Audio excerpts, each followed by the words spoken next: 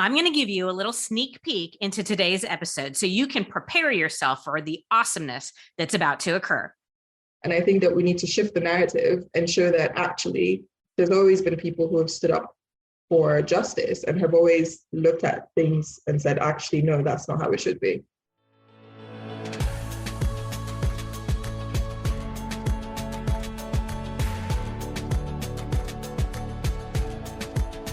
I am Nicole Kalale, and on this episode of This Is Woman's Work, we're going to talk about how to be an ally. Now that you heard the topic, you might be thinking this is going to be a message to the men in our lives, the corporate leaders, the businessmen, the fathers and the husbands, about how to better support and advocate for women. Sounds like an episode I would do, right? And one day we will do that episode. I've been vetting guests for that topic for a couple of years, and I'm fairly certain that any insight my guest shares today will be applicable for the men in our lives too.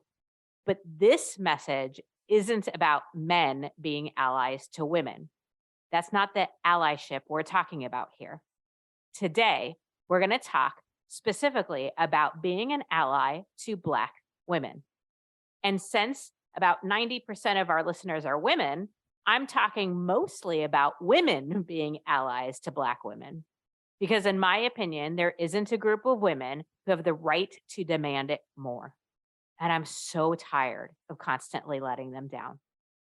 I've asked Aisha Suleiman to join me for this necessary conversation, as she's an award-winning diversity and inclusion leader, entrepreneur, and keynote speaker.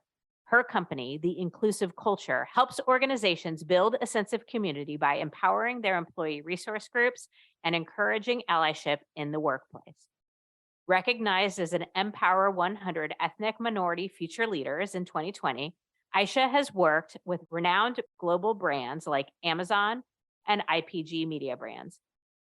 In 2022, Aisha launched True White Allies, a groundbreaking film project that shares the stories of historical white anti-racists from as early as the 1700s to inspire increased allyship and action.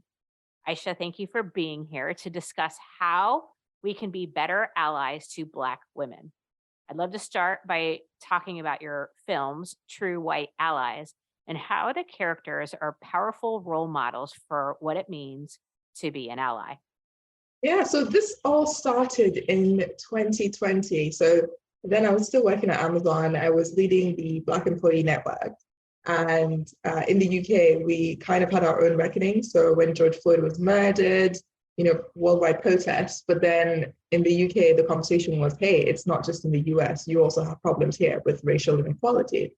So there were a lot of people reaching out to the Black Employee Network saying, oh, what can we do? And I was very happy that people were waking up, but also a bit annoyed, I have to say, because I thought to myself, this is not a new conversation. Like, this conversation has been had for decades, right? But then also a little voice at the back of my head said, why is it always, the Black and brown people that have to answer this question for you? Surely there were white people who fought against things like racism, slavery, colonialism in the past.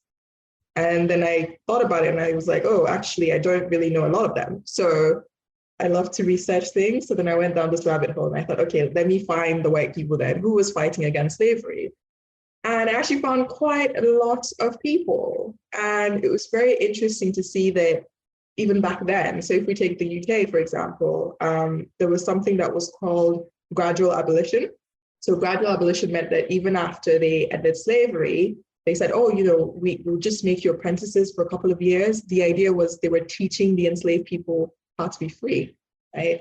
So you had some of these white people on this side saying, oh, gradual abolition. But then there was another set of white people who were like, no, immediate abolition, none of this waiting thing. We need to get rid of it right now. We're not going to stand for this. And I started thinking to myself, I feel like you still see that dynamic play out today. You have some people on one side who are like, oh, let's be nice about it. We need to be patient. We need to take our time. But then you have people who, feel the sense of urgency and they're like, no, we need to go. Let's do this and let's do that. So it was very fascinating for me to see that even back then in the 1800s, you still sort of saw that dynamic. Doing the research was very enlightening for me because I felt like it was almost like the stories shouldn't be told, or almost like they were hidden. Because often when you talk about things like slavery and colonialism, people say, oh, that's just how it was back then. But then I realized actually that's a lie. There were people who were against it back then. They just weren't listened to. And so now this is the narrative, and it's simply not true. And I think that we need to shift the narrative and show that actually there's always been people who have stood up for justice and have always looked at things and said, actually, no, that's not how it should be. Can we dive into one or two of these historical stories and use them as examples of the actions that we can take and the powerful lessons of what it means to be an ally that we can learn from them? Mm-hmm. Yeah, so I'll pick two women actually. So the first one I'll pick is Elizabeth Hayrick. So she was in the UK, and a lot of British people. So when I mention Elizabeth Hayrick to a lot of British people, they have no idea who she is, right? If you mention William Wilberforce, a lot of British people are like, oh yeah, he was the guy championing the cause, trying to get slavery ended. But when I did my research, what I found was he was actually in the camp of gradual abolition, and Elizabeth Hayrick was in the camp of immediate abolition. But for some reason, her history has just been swept aside. And, everyone looks at Wilberforce as this hero, and nobody even talks about her. So she's not even recognized. What I love the most about her is, so she was busy organizing boycotts, right? So back in the day, her point was sugar was one of the main products that was being made due to the slave trade. So she said, okay, let's boycott sugar. If we can get sugar boycotted and get people not using it, then maybe that will get the enslavers to stop doing it. And she printed out pamphlets, and she had this women's group. So she got all of them to campaign against slavery, and they did different tactics. And I just thought to myself, she didn't even have social media. That is creative. I thought I really want to tell her story because I felt, yeah, she was swept aside, but she was campaigning. And even though, a lot of men were saying, oh, gradual abolition, she was like, nope, there needs to be a sense of urgency. We need to get rid of this now. So what we can learn from her is, often in the workplace, what I hear people say is, oh, it's going to take time. And yes, some things do take time, because just in general, any sort of change management, I mean, even if you step away from the workplace, let's say you want to gain weight or you want to lose weight, that is going to take time, right? But sometimes I find that people say things are going to take time, but they are the ones causing the problem, in the sense that it's taking time because you don't want to move quickly. So just before you say something is going to take time, make sure it's not because of you. And it's something that can actually be, if it can be moved along quicker, then yes, always try and move things along quicker. Don't just say things are going to take time because you don't want to do it. And that it doesn't become the excuse for inaction, right? Like, it's going to take time. Sometimes I think that leads to people sort of throwing up their hands in the air. Mm-hmm. I liked the analogy you used of, yes, strengthening your muscles or losing weight, when you're working out, as an example, takes time, but you have to do it in order to get the result. You can't just say it takes time and then do nothing. Exactly. And then the second woman I want to talk about is Abby Kelly Foster, who is from Massachusetts, which is where you tell me you are. Yep.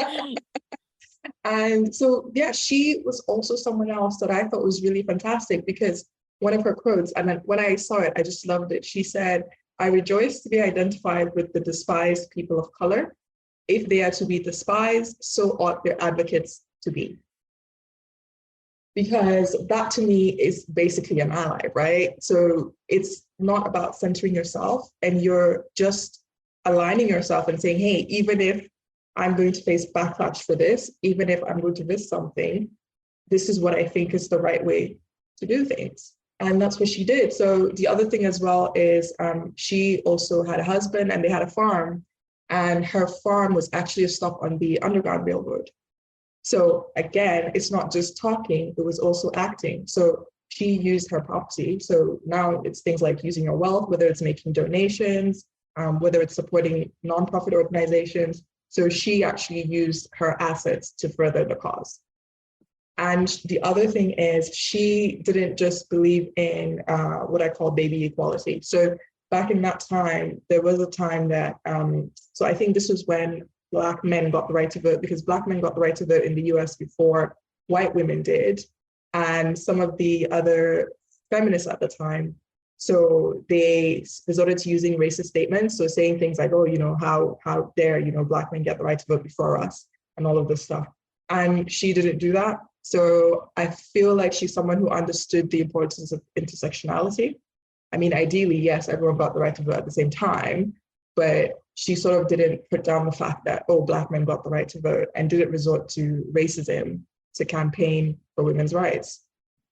So two things went into my mind as you were talking. I read about Abby Kelly Foster prior to our conversation on your website, and the thought kind of jumped into my head as you were speaking as well about the feminist movement and how, in my opinion, one of the greatest mistakes, that's not even the right word, offenses that the feminist movement has made is to not advocate for all women and for all of the issues that are facing so many different women. So I guess my question is, how do you think the feminist movement, or those of us that identify as feminists, are serving or harming Black women? Because, feminism is about women, but Black women, Latinas, Asian women, I think often aren't as well served by the feminist movement as white women are. So I guess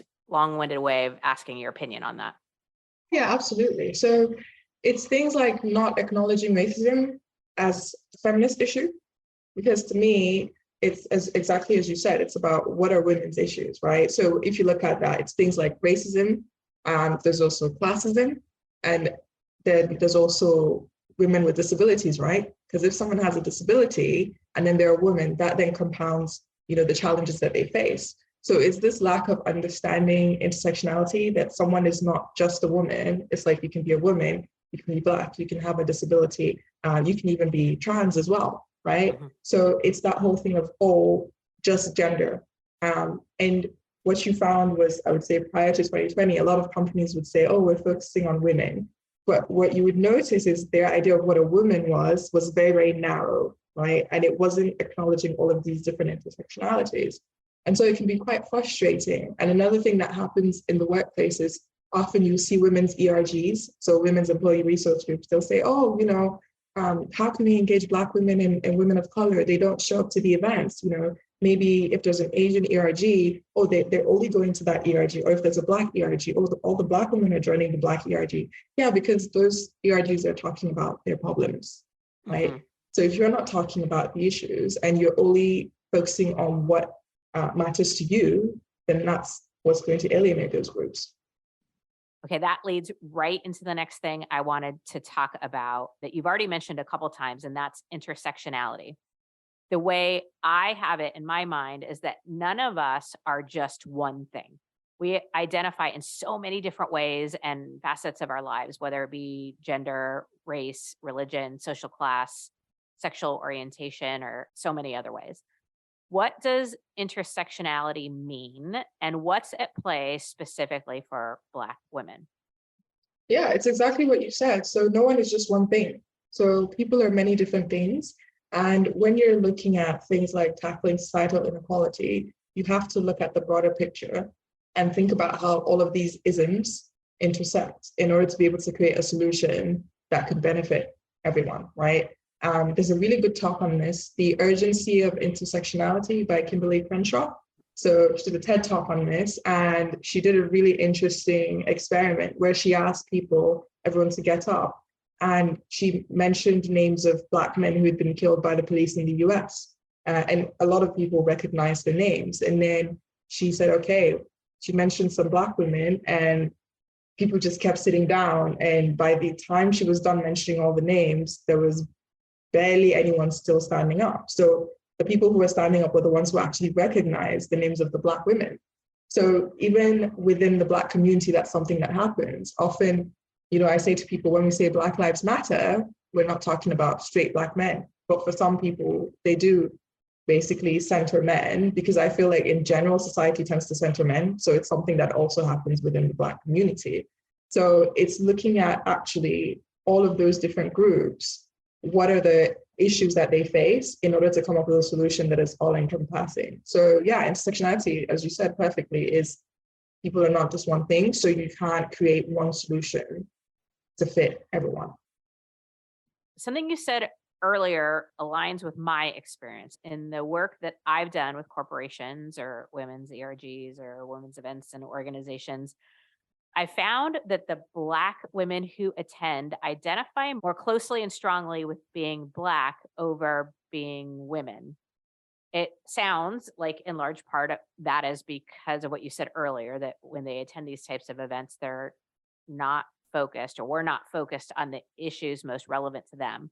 So, my question is, how can we create a space where women, with all of their intersectionality, can come together and feel heard, understood, appreciated, and celebrated?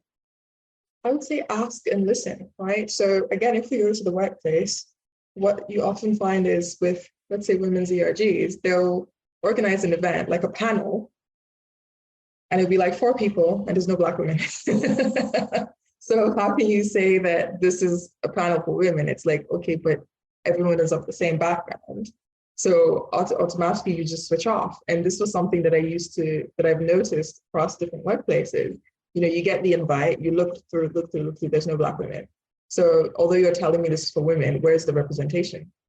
And also, if you had asked some Black women before you put on the event, they would have noticed it and probably pointed it out to you. So it's asking and then also listening as well. So that's one thing. And then the second thing is just really educating yourself about what are the issues. So McKinsey does a lot of studies and a lot of really good reports. One of the studies that they've done, I think it's the Women in the Workplace report, and they sort of mentioned the challenges of different groups. And there was another report that they did that specifically talked about allyship. And I think they focused on Black women. Anyway, I'll find the report and I'll send it to you so people can look at it in the show notes. But basically what they found was, I think it was 3/4 of white employees see themselves as allies. But when you asked Black women and women of color, they were like, no, it's actually less than 50%. So there seems to be this gap. And when they were asked, okay, what does allyship actually mean? So it was things like sponsoring Black women in the workplace. And I'm specifically mentioning sponsoring because I feel like mentoring is, I don't mean to diminish it, but the stakes aren't as high. Because when you think about mentorship, it's one-to-one, it's in private. No one really needs to know that it's happening, right? But sponsorship is endorsing someone and saying, hey, I think Nicole is great and Nicole should be put forward for this assignment, because then you're putting your name behind it, right? So what I find from my experience in the workplace is, Black women are over-mentored. Everybody wants to mentor us. But when it comes to sponsorship and actually putting your name behind us and backing us up, that's a completely different story. It's listening, it's also sponsoring as well. Yeah, there's a book called something like Forget a Mentor, Find a Sponsor that I read maybe 10 years ago. And I wish I would have read it 20 years before that. And I could not agree more with the value, especially for underserved women or minority women, of a sponsor, even more so than a mentor. One of the things that you said as we're prepping for our conversation is we need to center the most marginalized people in our work. And that depends on the country you're in. That last part is really interesting to me. What do you see as the nuances and differences across countries? Mm-hmm. Yeah, so I'll give you an example so I'm Nigerian born, but British, so British Nigerian. In Nigeria, it's a very religious country, right? So it's a Christian and Muslim majority. If you follow like traditional African religion, you're basically a minority. And a lot of people are even afraid to even say it because it's associated with things like witchcraft or you're evil and all sorts of things, right? So if you're either basically Christian or Muslim, and if you're not religious, well, good luck to you. So your life could actually even be at risk, right? In the UK, it's actually, I think, mostly non-religious. I think the latest census that they did, they found that actually now it's majority not religious. And then, Christian, and then the other religions are, being Muslim, for example. So in the UK, if you are a Muslim, then you're likely to face things like Islamophobia. You would not face Islamophobia in Nigeria. It would actually be the opposite. It would be the person who's not religious that would need to be worried. So those are the nuances that I mean. So depending on which country you're in, whoever is the most marginalized could actually change. But interestingly, what I find is in a lot of countries, there's this saying anti-Blackness is global. So if you go even within, for example, if we go to Nigeria, right? So what tends to happen is with some companies, international companies, they will hire, yes, Nigerians, but at the very top, you'll see that it's still mostly white people, right? So it's that's exactly what I mean. Who is the minority? It depends on the country sometimes. Sure. Yeah. So the idea of asking, listening, talking, and focusing on topics that impact women. I often think of things like the wage gap or getting women into the executive suite. Those things are talked about a lot. And I value these things and believe they're important, but there's not the end all be all of all women's issues and possibly have an element of privilege. Would we be better served by talking about topics like access to adequate healthcare, education, freedom of choice? Are there things that we could focus on that would be more inclusive of all women and serve and attract more women? So you focus on everything we're already focusing on, but just think about Black women. So if we take healthcare, for example, right? So it's probably similar in the US, but in the UK, I think Black women are 2 or 3 times more likely to die in childbirth compared to white women, right? So it doesn't mean that white women won't die due to childbirth. It's just that it's worse for Black women. So when we're having a conversation about healthcare, it's keeping that in mind and saying, hey, yes, we need to focus on healthcare for women. Oh, but we're also noticing this particular part. What's going on there? You know, why is that happening? We need to focus on that. When we talk about things like the wage gap, yeah, there's definitely, still a gender pay gap. And I think gender pay gap is different, slightly different from equal pay, because gender pay gap is more about the fact that we have a lot of men in senior positions that are earning the high salaries, and we don't have enough women in senior positions, right? So the conversation is we need to get more women into senior positions, right? Or maybe a bit more radical and say, hey, why don't we just dismantle the whole structure and make it more collaborative, right? So that we don't have seniors. But that's a whole other conversation. But let's say we wanted to, stick to the way things are. We need to get more women in senior positions. That's great. So if we're aiming for 50-50, then okay, out of that 50% of women, those percentages need to also be broken down to say, okay, there should be white women at the table, Black women, women of Asian descent, Native American women. So rather than just saying women, and then what tends to happen is it ends up being mostly white women, it's then saying, oh, and this. So it's basically focusing on what you're already focusing on, but just being aware about the nuances for each group. That brings me to my next question, which is what are we doing that we could just be doing better? And what are just absolute mistakes that we are making as women when we think about being an ally to Black women? I think being dismissive. So often what I see happening is when Black women talk about their challenges, usually on social media, a white woman will jump in the comments and say, oh, that's not a race thing. That also happens to me. So that's very dismissive. And it sort of minimizes the experience.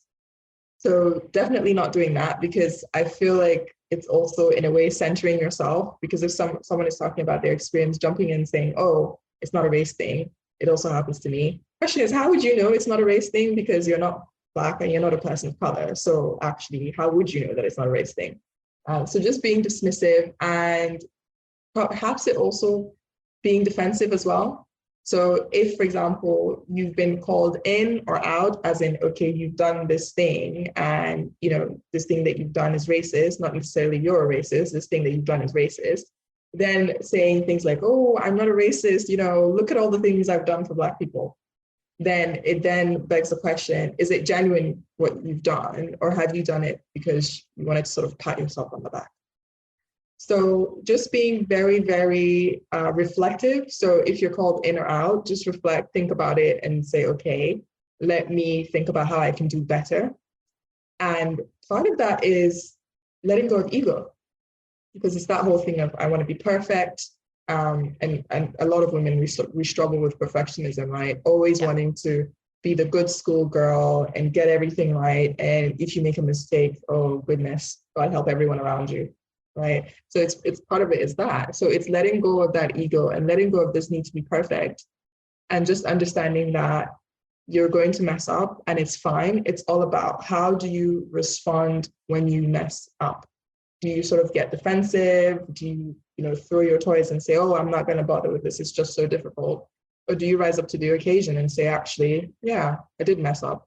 I'm going to fix it. And then I'm going to keep going.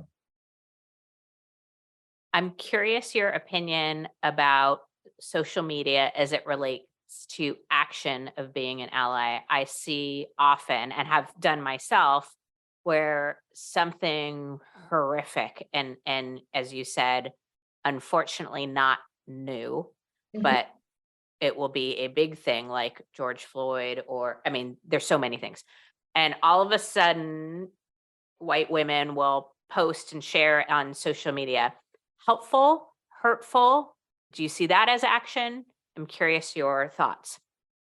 Definitely don't reshare traumatic videos or photos because it can be very traumatic for someone to see that. So I'm not a big fan of resharing those, although I do appreciate that, yes, we need to raise awareness, but I don't think you need to share the photo of the video of the thing actually happening to raise awareness. I think resharing for awareness and also amplifying Black voices. So amplify people who are talking about it, organizations who are already doing the work, support them, donate to them. What I would always say is amplify other voices. Don't sort of center yourself in the narrative unless you have a huge platform and you want to use your platform to generate awareness. In that case, then I would say, okay, invite people from that community to come and speak and sit with you and have a discussion about it. So I think, yeah, social media can be powerful in terms of amplifying. Just be mindful of not centering yourself.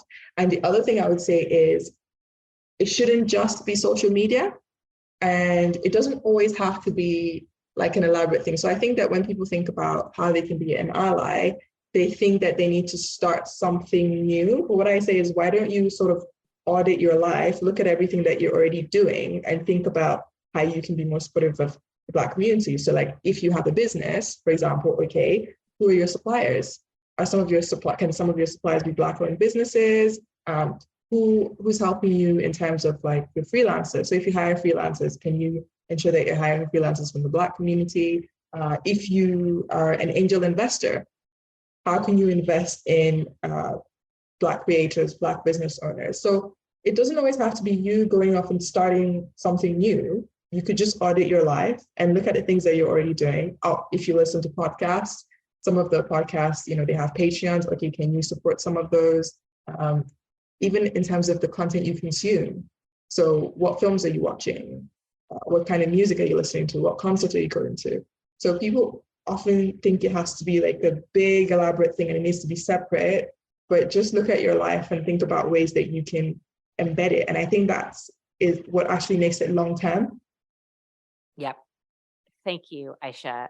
I know I did not ask all the questions. I probably didn't even scratch the surface, but I appreciate you being here and the encouragement to keep doing what we're doing, but just get better and to focus on our actions. If you're listening and you want to stay active and sign up for the True White Allies community, go to truewhiteallies.com/community. You can also go to theinclusiveculture.com, which is Aisha's website. And we will include her YouTube channel, LinkedIn, and Instagram in show notes as well. Aisha, thank you so much for joining me. Thank you for having me.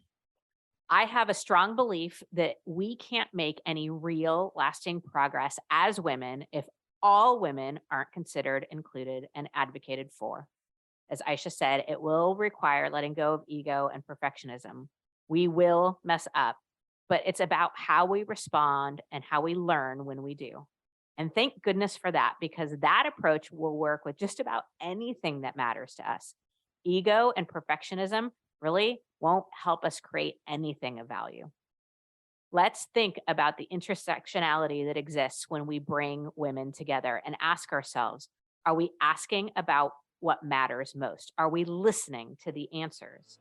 It is woman's work to redefine woman's work, and that definition must include and speak to and for Black women. Let's be in action, big and small, public and private, proactively and reactively, in action together.